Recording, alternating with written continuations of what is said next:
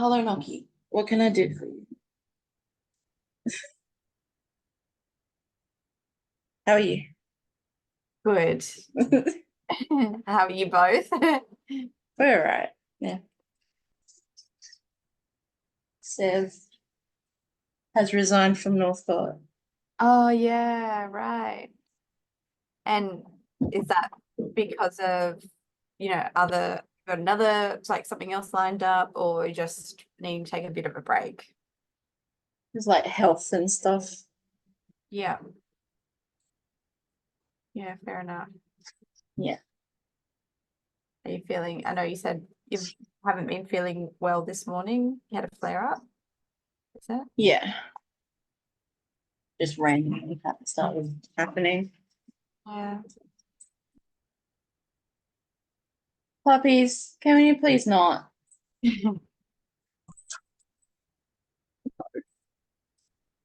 Why do you guys always do this when we're about? Just your bow? Yeah.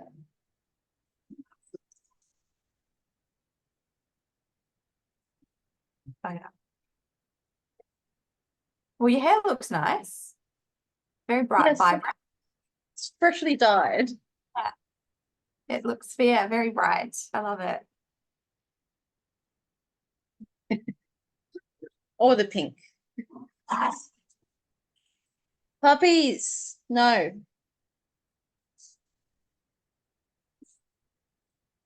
Come over here. Thank you. Just sit down. Welcome back to another episode of Abled and Disabled. In today's episode, we are talking to Alicia about sex and disability. Yeah. That's the first question, all right? What do you do? I am a developmental educator, and I specialize in relationships and sexuality support. So that could be anything from like learning about relationships, like healthy, unhealthy relationships, all the way through to talking about like sexual health, pregnancy options and things like that. So it's when you're talking about relationships and sexuality, it seems so like narrow, but there is lots of topics and lots of discussions that are quite different on like a day-to-day basis. Yeah. Your turn next. There's not a lot of sexual education and disability classes. Do you think the educational system should teach them sex ed? Yeah, absolutely. I think it's so important. Talk about having those discussions like from an early age, age appropriate discussions from an early age. And it should be, it's important for all people to have access to that education at all times. And like consent education, like sex education in school is mandatory. So people with disability definitely should be included in relationships and sexuality education. Super important. And I know you both agree. Yes. I both agree. Because you said you didn't get a lot of sexual education. Did you get any at all, or you got a little bit, but not probably as much as people that aren't in disability classes?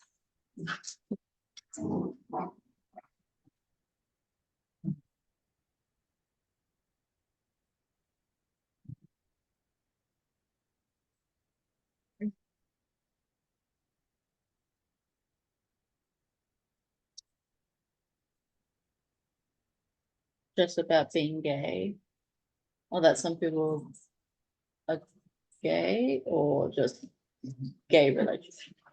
Is that what you mean? Or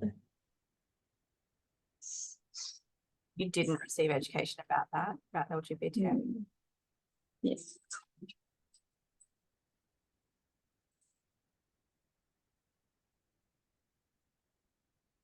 You taught you guys about that some people are gay. Yeah, that's good. Yeah.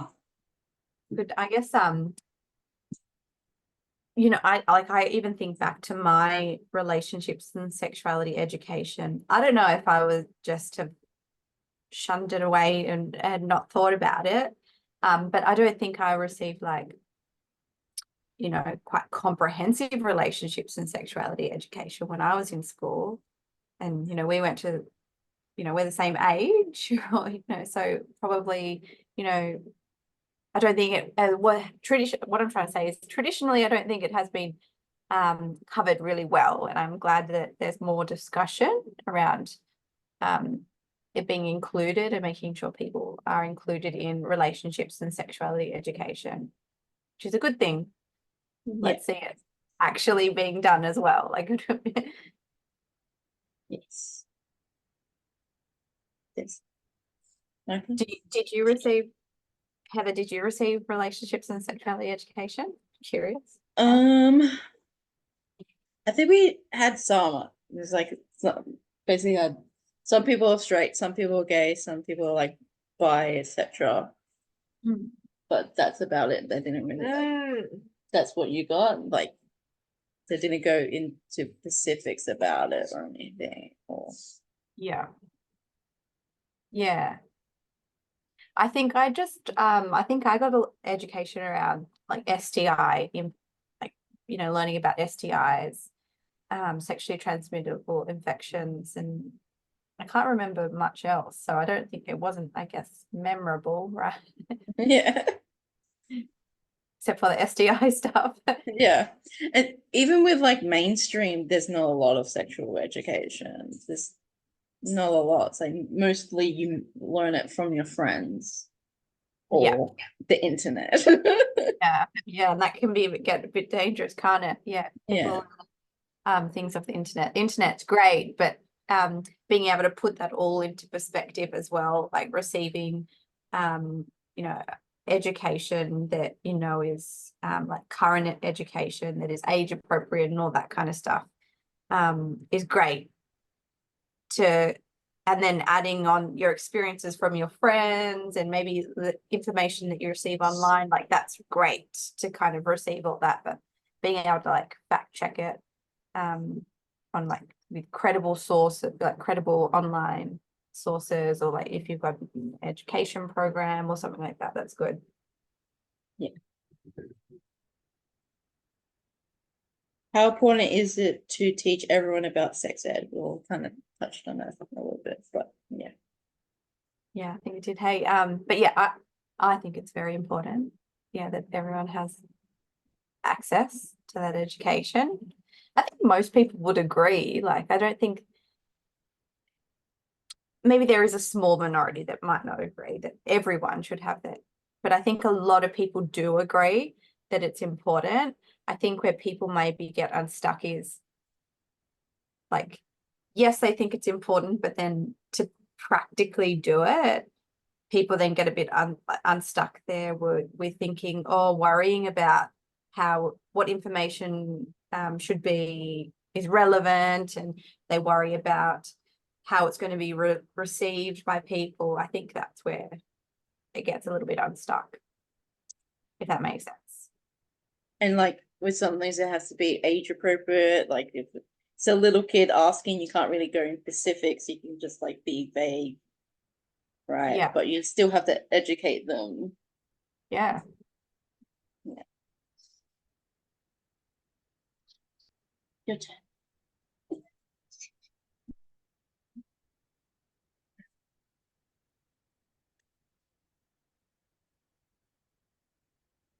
How do you think sex education programs could be improved to better accommodate individuals with disabilities? Yeah, I think like we spoke about just before, making sure people are actually included in the sessions, in the education sessions, is really important.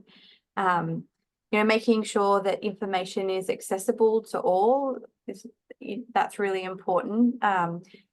and making sure that people, you know, all people are kind of represented in like the information or the, like, the visual resources that are being used, is, I think, important for people to see that there is diversity in life, and that, you know, all people have the same rights around their reproductive and sexual rights, I guess. I think some people, yeah, like I think I said, that some people get hung up about the type of, like, how to deliver it or making sure it's age appropriate and all that kind of stuff. But I think just having people in the room and making sure everyone is included, making sure that it is accessible to everyone, you know, that's half the battle, right? Yeah.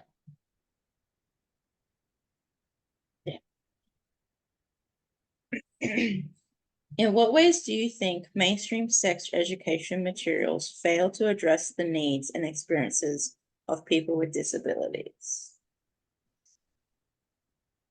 In what way do mainstream, like, sex ed programs? Yeah, mainstream education materials fail to address the needs and experiences of people with disabilities. Yeah. So I guess not including the experiences of people with disability and their experiences of relationships and sexuality. I don't claim to know everyone's experiences, and I always welcome people's lived experiences to share their what they've learned about what's important to them. And I think that's important to kind of show that there's lots of different perspectives, and there's lots of different requirements for different people. So making sure their experiences are included in that education material, is important, and I think, like I said, making sure that it's accessible to everyone. So making sure that the education or the content is accessible to everyone. Yeah, I guess it's also like people often think that people with disabilities don't have sex. So like, oh, they can't have sex because they're in a wheelchair or something. But like people with disabilities can have sex and everything. So Yeah. And maybe that is like challenging those like assumptions and those like that people might have around, that people have like towards people with disability and sex and things like that. And maybe that is, just talking to people with disability and saying, share your experiences, because yeah, you're right. People with disability can have sex and do.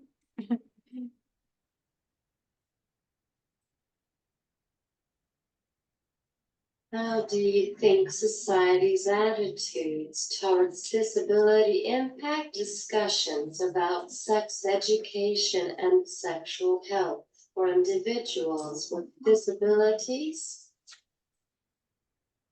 I think I guess generally, I don't know if I'm immersed in it, and I hear more discussion around relationships and sexuality, particularly for people with disability. I think it's becoming a lot more, like, people are talking about it a lot more, and people are willing to have those conversations a lot more than, say 10 years ago. I think people are way more receptive to it. But I also don't know if that's because I hear all those things because I'm already immersed in that kind of world. Do you know what I mean? But I definitely think, just even generally in society, like, recently around consent education has been discussed a lot more. Consent in general, relationships and sexuality education is definitely discussed a lot more. Yeah, I've noticed that it's been starting to be discussed more, and especially like 10 years ago, it wasn't really talked about. So yeah.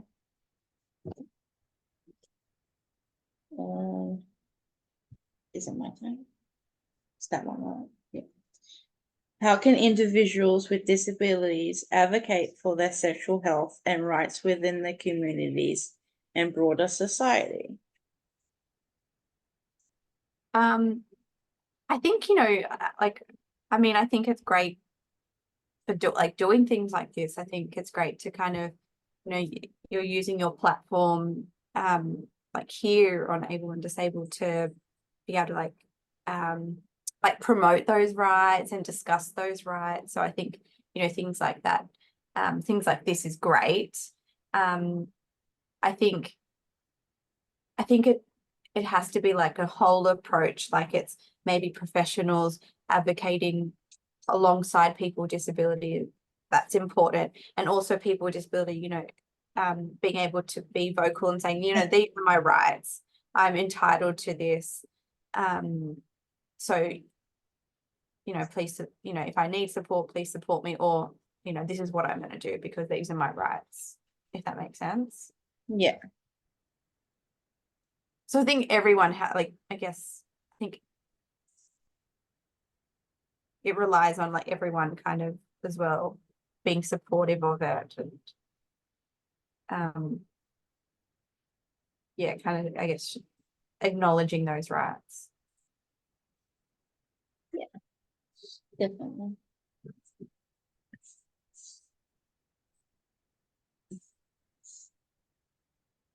Thank you, Alicia, for joining us on today's episode. Next episode, we are talking about communication devices.